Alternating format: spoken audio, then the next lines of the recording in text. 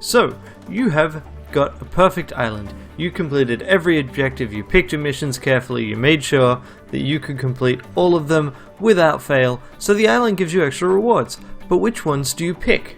Well, actually this decision is a lot easier than it may first appear. +2 grid defense is basically only useful in one situation, and that is if you're using a Chaos Squad and you're going for the achievement that is Spend No Reputation. That's it. No other reason you should ever pick this, because this guy here is worth 2 reputation regardless, and 2 reputation is worth 2 power, so it's way better to pick the pilot and have the 2 reputation to potentially allow you to get an extra power core, but also if you are low on power you can at least get that opportunity to see what else the island will provide for your reputation before turning it into power. There's no reason to ever take it, basically.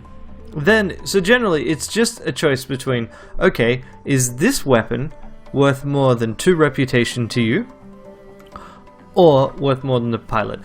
Early on in your Into the Breach career, shall we say, it is always better to take the pilot, because if you've never unlocked that pilot before, you get that pilot for future missions, for future runs, right? So you unlock that time traveler. So yeah, you basically always want to take the pilot.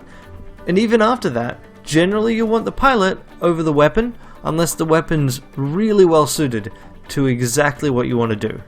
So that's how you should approach that. And once you've made that decision, it then becomes simpler, okay? So if you want to keep the pilot, you may want to get rid of one of your old pilots. There's little incentive to keep your 1-cost pilots around, and especially you can run into situations where you've rolled +3 grid defense, aka the least useful of the upgrades. But so you may just want to dump that pilot. And so yeah, here I'll almost certainly, if taking Harry Schmidt, I'll probably drop Maria Kalita in exchange for them. But that leaves me with 8 grid defense, 8 reputation, which is fine. 2 reactor cores and 2 grid power maybe, or I'll look at these weapons. So one weapon will always be on sale. Otherwise, weapons are 2 reputation.